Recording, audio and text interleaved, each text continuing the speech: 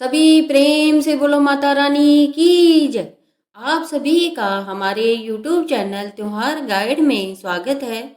हे दुख हरने वाली माँ दुर्गा, हे कल्याण करने वाली माँ दुर्गा, आपके चरण कमलों में कोटि कोटि नमन। प्रिय भक्तों, माघ मास की गुप्त नवरात्रि के इस पवित्र अवसर पर आप सभी को श्रद्धा से भरी हार्दिक शुभकामनाएं।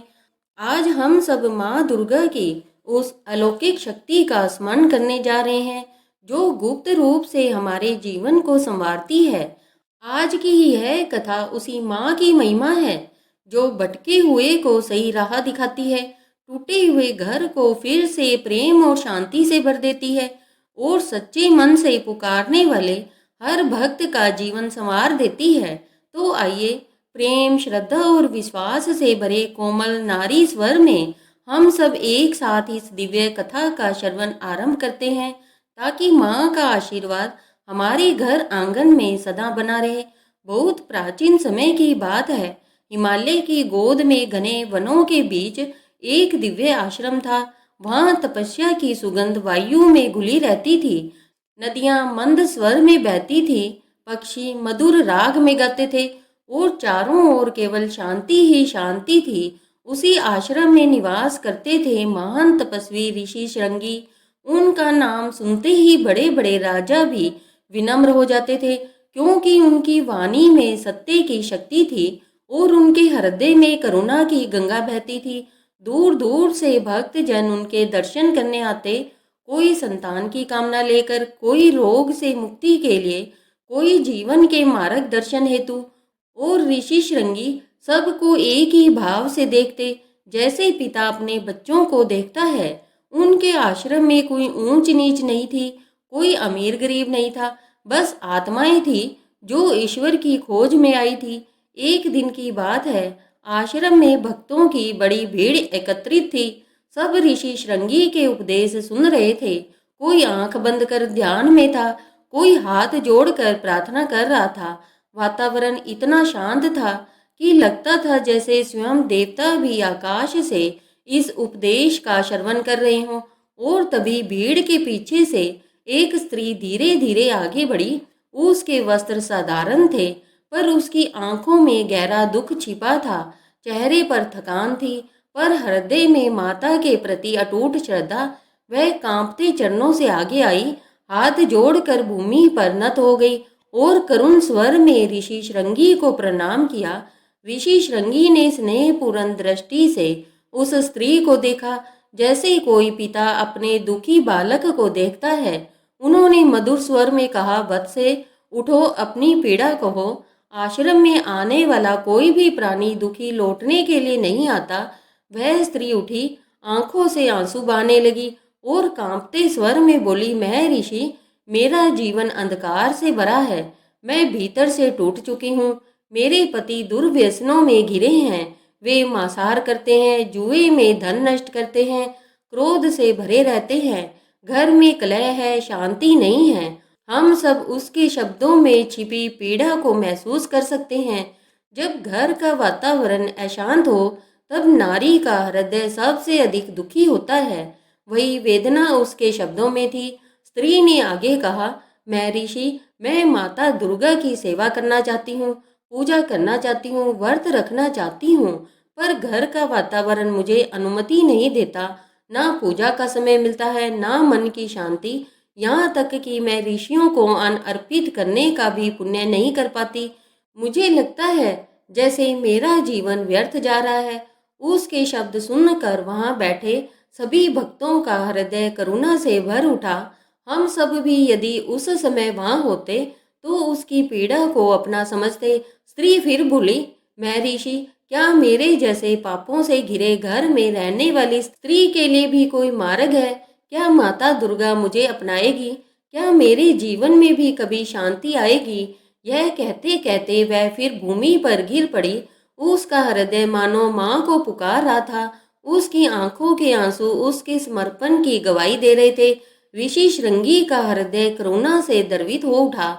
उन्होंने धीरे से उस स्त्री के सिर पर हाथ रखा, जैसे माँ स्वयं अपने आंचल से उसे ढक रही हो। मैं ऋषि बोले, वत्स, तुम्हारा दुख मैं समझ रहा हूँ। जो हृदय में सच्ची भक्ति रखता है, उसके लिए कोई भी परिस्थिति बाधा नहीं बन सकती। माता दुर्गा केवल मंदिरों में नहीं, केवल शुद्ध घरों में नहीं, वे तो हर उस हृदय में निवास करती है जहाँ सच्ची पुकार होती है। स्त्री की आंखों में आशा की एक हल्की किरण जगी। ऋषि श्रृंगी ने करुण दृष्टि से उस स्त्री को देखा। उनकी आंखों में आश्वासन था, जैसे वे कह रहे हो, डरो मत, अब तुम्हारा मार्ग खुलने वाला है। उन्होंने मधुर, गंभीर और स्थिर स्वर में कहना आरंभ किया, वत्स, तुमने जिस पीड़ा को अपने हृदय में दबा कर रखा है, वह केवल तुम्हारी नहीं है। संसार में असंख्य स्त्रियां हैं जो घर की जिम्मेदारियों, पति के स्वभाव और परिस्थितियों के कारण पूजा पाठ नहीं कर पाती, पर माता दुर्गा किसी के भारी कर्मों से नहीं, भीतर के भाव से प्रसन्न होती है। और इसी भाव की परीक्षा के लिए माता ने एक विशेष साधना का मार्ग बनाया है, जिसे गुप्त नवरात्रि कहा जाता है। ऋषि ने आगे कहा, वत्से, सामान्य जन वासंतिक और शारदीय नवरात्रि को जानते हैं। उन दिनों मंदिर में उत्सव होते हैं, 9 देवियों की पूजा होती है, भजन कीर्तन गूंजते हैं। परंतु इन प्रकट नवरात्रों के अतिरिक्त वर्ष में 2 और नवरात्रि आती है, आषाढ़ मास की और माघ मास की। इन्हें गुप्त नवरात्रि कहा जाता है। स्त्री ने आश्चर्य से पूछा, मैं ऋषि, इन्हें गुप्त क्यों कहा जाता है? ऋषि मुस्कुराए, क्योंकि इन नवरात्रों में साधना बाहर नहीं, भीतर होती है। इन दिनों में ना कोई बड़ा उत्सव होता है, ना ढोल नगाड़े बजते हैं, ना भारी दिखावा होता है। यहाँ साधक अकेला माँ के सामने बैठता है, उसका हृदय ही मंदिर बनता है, उसकी आत्मा ही दीपक बनती है और उसकी श्रद्धा ही पुष्प बनकर माता के चरणों में अर्पित होती है। ऋषि ने आगे कहा, प्रकट नवरात्रों में 9 देवियों की उपासना होती है, पर गुप्त नवरात्रों में 10 महाविद्याओं की साधना की जाती है। ये 10 महाविद्याएं स्वयं आदि शक्ति के रहस्यमय स्वरूप है। यह केवल बाहरी पूजन से नहीं, बल्कि आत्मिक समर्पण से प्रसन्न होती है। स्त्री ने हाथ जोड़कर कहा, मैं ऋषि, क्या मेरे जैसे सामान्य गृहस्थ भी इस साधना के योग्य है? ऋषि श्रृंगी ने दृढ़ स्वर में कहा, वत्स, यही तो इस साधना की मानता है। लोभी, क्रोधी, व्यसनी, मांसाहारी, ज्वारी या पूजा पाठ ना कर पाने वाला भी यदि सच्चे हृदय से गुप्त नवरात्रि में माता की आराधना करे, तो उसका जीवन बदल जाता है। उसे फिर किसी और तपस्या की आवश्यकता नहीं रहती। माता स्वयं उसके जीवन का भार उठा लेती है। यह सुनकर उस स्त्री की आंखों में विश्वास की ज्योति चमक उठी। ऋषि ने आगे कहा, इन गुप्त नवरात्रों की अधिष्ठात्री देवी है सर्व ऐश्वर्य कारिणी माता। जो उनकी शरण में आता है, उसे ऐश्वर्य, शांति, प्रेम और भक्ति सब कुछ प्राप्त होता है। वे केवल धन ही नहीं देती, वे जीवन को सार्थक बना देती है। हम सब के हृदय में भी एक मधुर आशा जाग रही है कि माता की शरण हर किसी के लिए खुली है। स्त्री ने विनय से कहा, मैं ऋषि, यदि मैं इस साधना को करूं तो क्या मेरे घर में भी शांति आएगी? क्या मेरे पति सही मार्ग पर आ सकेंगे? ऋषि ने स्नेहपूर्वक कहा, वत्स, माता की कृपा असंभव को संभव बना देती है। यदि तुम श्रद्धा से गुप्त नवरात्रि की साधना करोगी तो माँ तुम्हारे घर के अंधकार को दूर कर देगी। पर याद रखना, यह साधना दिखावे की नहीं, हृदय की है। स्त्री ने भूमि पर प्रणाम कर कहा, मैं ऋषि, मैं आपकी आज्ञा से इस साधना को अवश्य करूंगी, चाहे जैसी भी परिस्थिति हो। मैं माँ को पुकारूंगी। ऋषि ने आशीर्वाद दिया, वत्स, माँ तुम्हें शक्ति दे, धैर्य दे और तुम्हारी भक्ति स्वीकार करे। ऋषि श्रृंगी से मार्ग पाकर उसके हृदय में एक नई शक्ति जाग चुकी थी। अब उसके कदम भयभीत नहीं थे, अब उसके भीतर माँ को पाने की दृढ़ चाह थी। वह स्त्री ऋषि श्रृंगी को बार बार प्रणाम कर आश्रम से विदा हुई। उसके नेत्रों में आंसू थे, पर अब वे दुख के नहीं, आशा के थे। उसने निश्चय कर लिया था, चाहे कैसी भी परिस्थिति हो, मैं गुप्त नवरात्रि की साधना अवश्य करूंगी। मैं माँ को अपने हृदय में स्थान दूंगी। घर पहुंची तो वही वातावरण, पति का कठोर स्वभाव, गृह कलह, अशांति, पर अब उसका मन डगमगाया नहीं। उसने मन में सोचा, अब मेरा सहारा स्वयं माँ है। मैं किसी से कुछ नहीं कहूंगी, अपनी साधना गुप्त रखूंगी और माँ को पुकारूंगी। माघ मास की पहली रात्रि आई। आकाश में हल्का चांद था, शीतल हवा बह रही थी, घर के सब लोग सो चुके थे। वही समय था गुप्त नवरात्रि की साधना का। वह स्त्री धीरे से उठी, घर के एक कोने को साफ किया। वहीं छोटा सा स्थान उसने अपना मंदिर बनाया। कोई भव्य वस्त्र नहीं, कोई बड़ा सामान नहीं, बस एक दीपक, थोड़ा जल, कुछ पुष्प और हृदय में अटूट श्रद्धा। उसने दीप प्रज्वलित किया। लोग कांप रही थी, जैसे स्वयं साधना की साक्षी बन गई हो। उसने आंखें बंद की और माँ दुर्गा का स्मरण किया। माँ, मैं अज्ञान हूँ, मैं विधि नहीं जानती, पर मेरा हृदय तुम्हारा है। मेरी पीड़ा तुम्हें चाहता है, मुझे अपनी शरण में ले लो। रात्रि दर रात्रि उसकी साधना गहरी होती गई। वह किसी को बताए बिना उठती, दीप जलाती, मन में माँ का नाम जपती। कभी आंसू बहते, कभी मुस्कान खिलती, क्योंकि अब वह अकेली नहीं थी, माँ उसके साथ थी। गुप्त नवरात्रि की 9 रातें, और हर रात उसका हृदय और भी शुद्ध होता गया। अब उसे बाहर की आवाजें कम सुनाई देती, भीतर माँ की उपस्थिति अधिक महसूस होती। ऋषि ने जिस 10 महाविद्याओं की साधना कही थी, वह विधि ना भी जानती थी, पर भाव जानती थी। उसने मन ही मन प्रार्थना की, माँ तुम ही काली हो, तुम ही तारा हो, तुम ही त्रिपुरा सुंदरी हो, तुम ही मेरी रक्षक हो। और यही भाव उसकी सबसे बड़ी पूजा बन गया। कभी कभी उसका पति क्रोध में बोलता, पर वह शांत रहती, मन में केवल यही कहती, माँ सब तुम्हारे चरणों में है। धीरे धीरे उसका मन हल्का होने लगा। वर्षों से जमा दुख जैसे बहने लगा। उसकी आंखों में अब भय नहीं, विश्वास था। उसकी सांसों में अब और चिंता नहीं थी, माँ का नाम था। और हम सब भी इस साधना को अपने भीतर अनुभव करें, क्योंकि यह कथा केवल उस स्त्री की नहीं, यह हम सब की भी कथा है। हम सब के जीवन में भी कभी अंधकार आता है, और हम सब भी माँ को गुप्त रूप से पुकार सकते हैं। और साथियों, अब हम सब उस पावन रात्रि के समीप पहुंच चुके हैं, जहां उस साधारण स्त्री की साधना असाधारण बनने वाली थी। कई रात्रियां बीत चुकी थी, दीपक की लो, मंत्रों की ध्वनि और हृदय की पुकार सब मिलकर एक अद्भुत ऊर्जा रच चुके थे।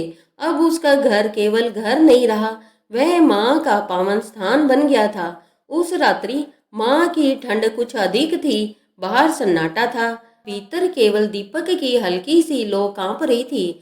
स्त्री ने दीपक के सामने बैठकर आंखें बंद की। उसकी सांसें धीमी थी, मन शांत था, और हृदय पूर्ण रूप से माँ को समर्पित। माँ, यदि मेरी भक्ति सच्ची है, यदि मेरा समर्पण स्वीकार्य है, तो एक बार मुझे अपना आशीर्वाद दे दो, ताकि मैं जीवन भर तुम्हारे नाम पर अडिग रह सकूं। अचानक दीपक की लौ स्थिर हो गई, हवा रुक गई, कमरे में एक दिव्य सुगंध फैलने लगी, जैसे हजारों कमल एक साथ खिल गए हों। स्त्री ने धीरे से आंखें खोली और सामने एक अलौकिक प्रकाश प्रकट हुआ। वह प्रकाश धीरे धीरे एक दिव्य रूप में बदलने लगा। लाल वस्त्र, सवर्ण आभूषण, करुणामयी आंखें और मुख पर अनंत मातृत्व की मुस्कान। वह थी सर्वेश्वर्यकारिणी माँ। स्त्री भाव विभोर होकर भूमि पर गिर पड़ी। शब्द उसके कंठ में अटक गए, आंखों से आंसू बहने लगे, पर वे आंसू दुख के नहीं, परम आनंद के थे। माँ ने मधुर स्वर में कहा, वत्से उठो, मैं तुम्हारी साधना से प्रसन्न हूँ। तुमने बिना दिखावे के, बिना किसी को बताए मुझे अपने हृदय में पुकारा।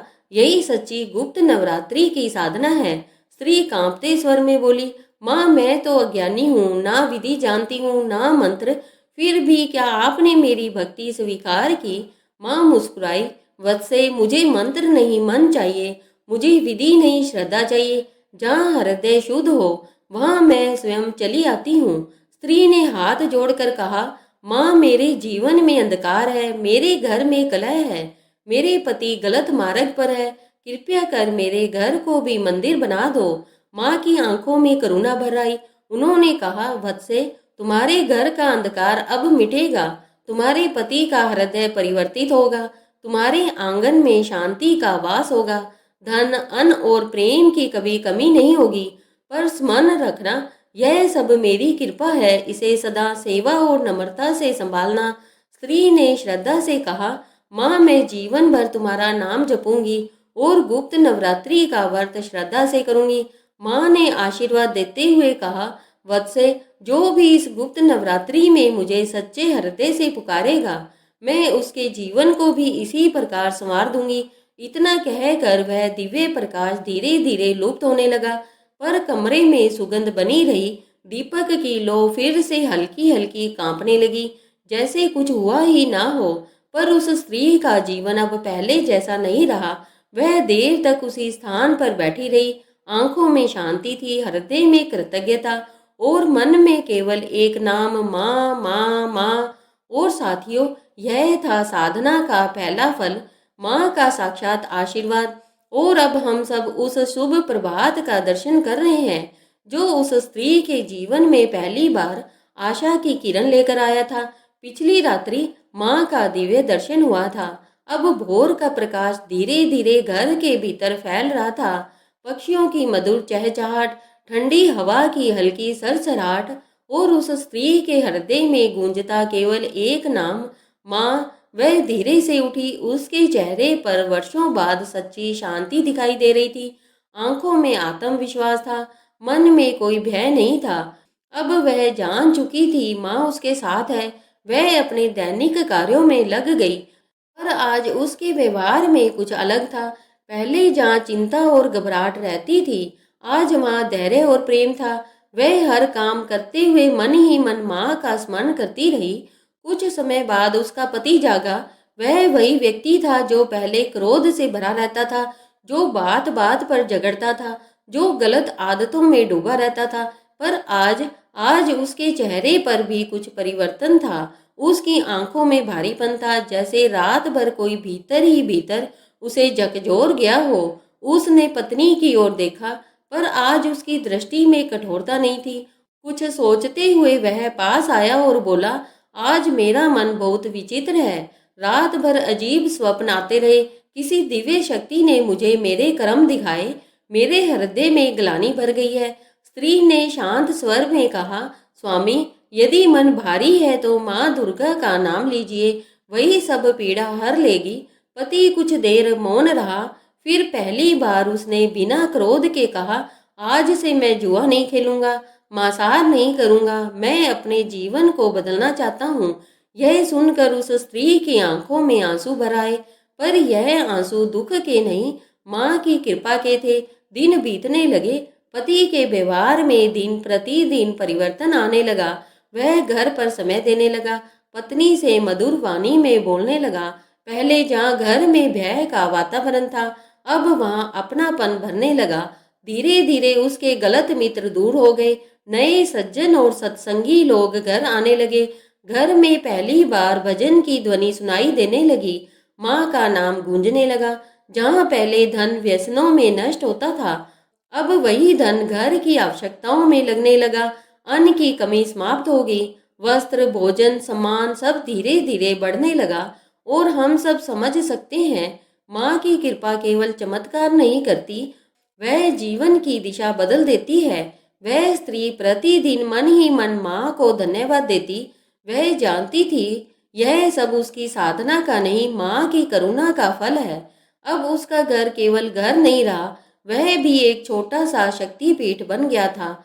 जहाँ पहले कलह थी, अब प्रेम था। जहाँ पहले भय था, अब भक्ति थी। जहाँ पहले अंधकार था, अब माँ का प्रकाश था। लेकिन साथियों, यह परिवर्तन केवल उस स्त्री का नहीं था, यह संदेश था हम सब के लिए कि जब माँ को सच्चे हृदय से पुकारा जाता है, तब असंभव भी संभव हो जाता है। अब समय आया उस स्त्री के कृतज्ञ हृदय का। वह फिर से ऋषि श्रृंगी के आश्रम जाएगी, उन्हें प्रणाम करेगी और सब भक्तों के सामने गुप्त नवरात्रि का मातम्य प्रकट होगा। इसीलिए अब आगे सुनिए, क्योंकि अब हम सब उस पावन दिन के साक्षी बन रहे हैं, जब वह स्त्री अपने जीवन में आए परिवर्तन के बाद पुनः ऋषि श्रृंगी के आश्रम की ओर लौट रही थी। इस बार उसके चरण भारी नहीं थे, उसके नेत्र अश्रुपूर्ण नहीं थे, उसके हृदय में भय नहीं था। इस बार उसके भीतर केवल कृतज्ञता थी। माँ के प्रति और ऋषि के प्रति जिन्होंने उसे मार्ग दिखाया था, वह अपने पति के साथ आश्रम पहुंची। पहले जहाँ वही पति ऋषियों का अपमान करता था, आज उसके हाथ जुड़े हुए थे, सिर झुका हुआ था और आंखों में पश्चाताप के साथ श्रद्धा थी। दोनों ने मिलकर ऋषि श्रृंगी के चरणों में प्रणाम किया। ऋषि श्रृंगी ने दोनों को स्नेह से देखा, जैसे कोई पिता अपने खोए हुए बच्चों को सही मार्ग पर लौटता देखता है।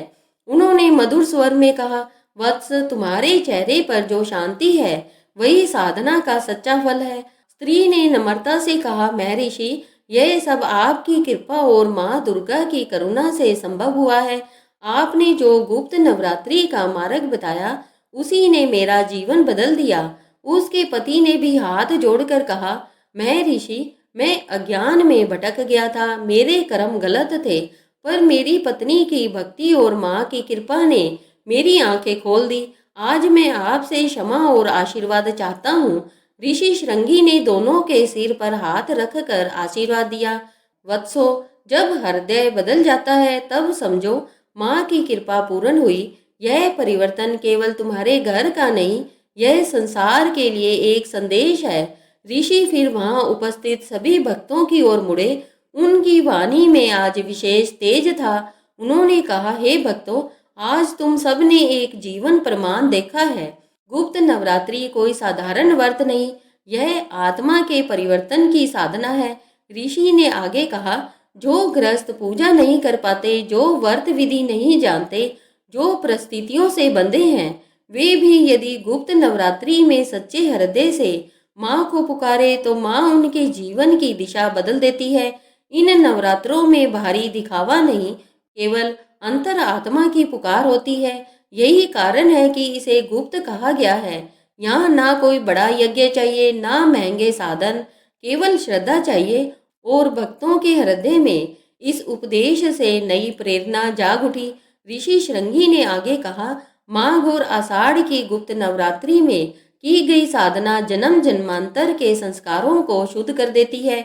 जो भी इस कथा को सुनेगा, जो भी इसे श्रद्धा से स्मरण करेगा, उसके जीवन में भी माँ की कृपा अवश्य प्रकट होगी। स्त्री और उसका पति विनम्रता से बैठे रहे। आज वे केवल अपनी कथा नहीं, माँ की महिमा का उदाहरण बन चुके थे। ऋषि ने मुस्कुरा कर कहा, वत्स, अब तुम्हारा घर माँ का गृह है।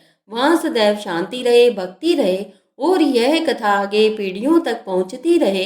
स्त्री ने हाथ जोड़कर कहा, मैं ऋषि, मैं जीवन भर गुप्त नवरात्रि का व्रत करूंगी और माँ की महिमा सबको सुनाऊंगी। और साथियों, अब हम सब इस पावन कथा के अंतिम चरण में पहुंच गए हैं। जिस कथा की शुरुआत एक दुखियारी स्त्री की करुण पुकार से हुई थी, आज वही कथा माँ की महिमा का अमर संदेश बनकर हमारे हृदय तक पहुंच चुकी है। अब समय है उस रहस्यमयी कथा की फलश्रुति सुनने का और माँ के चरणों में अपने मन को समर्पित करने का। आज हम सब ने देखा कैसे एक साधारण गृहस्थ स्त्री, जिसने पूजा पाठ की विधि नहीं जानी, जिसने कभी बड़े व्रत नहीं किए, जिसने केवल हृदय से माँ को पुकारा, वही स्त्री माँ की कृपा से अपने जीवन का अंधकार मिटा सकी। उसका घर जो पहले कलह से भरा था, आज प्रेम से भर गया। उसका पति जो गलत मार्ग पर था, आज भक्ति के पथ पर चल पड़ा। यह परिवर्तन किसी भारी शक्ति से नहीं, केवल माँ की करुणा से हुआ। और यही है गुप्त नवरात्रि की महिमा, जहाँ साधना दिखती नहीं पर फल अवश्य प्रकट होता है, जहाँ पूजा बाहर नहीं भीतर होती है, जहाँ दीप मंदिर में नहीं हृदय में जलता है। ऋषि श्रृंगी ने कहा था, गुप्त नवरात्रि की साधना हर उस व्यक्ति के लिए है जो जीवन से हार गया हो, जो परिस्थितियों से बंधा हो, जो पूजा व्रत न कर पाने के कारण स्वयं को दोषी समझता हो। माँ कहती है, मुझे विधि नहीं, तुम्हारा हृदय चाहिए। और साथियों, जो भी इस कथा को श्रद्धा से सुनेगा, जो भी माघ मास की गुप्त नवरात्रि में सच्चे मन से माँ दुर्गा का स्मरण करेगा, उसके जीवन में भी शांति, प्रेम, सद्भाव और समृद्धि का वास होगा। उसके घर का अंधकार मिटेगा और उसके हृदय में भक्ति का दीप जलेगा। और यह कथा केवल सुनने की नहीं, अनुभव करने की है। जब हम सब इसे सुनते हैं तो वास्तव में हम सब उस स्त्री की तरह ही माँ के सामने बैठे होते हैं। हम सब भी अपनी पीड़ा, अपनी कामना, अपना दुख माँ के चरणों में रख देते हैं और माँ हर एक की पुकार सुनती है। और अब हम सब मिलकर माँ दुर्गा से प्रार्थना करें, हे माँ सर्व ऐश्वर्यकारिणी, जैसे आपने उस स्त्री के जीवन को संवारा, वैसे ही हमारे जीवन को भी संवार दीजिए। हमारे घर में शांति दीजिए, हमारे मन में श्रद्धा दीजिए, हमारे मार्ग को प्रकाश से भर दीजिए। हम जहाँ भी रहें, जैसे भी हो, आपकी कृपा सदा हम पर बनी रहे। और साथियों, इसी प्रार्थना के साथ हम इस पावन माघ मास गुप्त नवरात्रि व्रत कथा का समापन करते हैं। जो भी इस कथा को श्रद्धा से सुने, जो भी इसे दूसरों तक पहुंचाए, उसके जीवन में माँ दुर्गा की कृपा सदा बनी रहे। हम सब माँ के चरणों में नमन करते हैं। हम सब उनके आशीर्वाद से बंध जाते हैं। और साथियों, उम्मीद करती हूँ कि आज की यह पावन कथा आपको अवश्य पसंद आई होगी और आपके हृदय में माँ की भक्ति का दीप जगा होगा। यदि यह कथा आपको प्रिय लगी हो तो वीडियो को प्रेम से लाइक करें, अपने प्रियजनों के साथ शेयर करें और कमेंट में श्रद्धा से लिखे जय माँ दुर्गा। माँ दुर्गा आप सब पर सदा कृपया बनाए रखे। बोलो माता रानी की जय।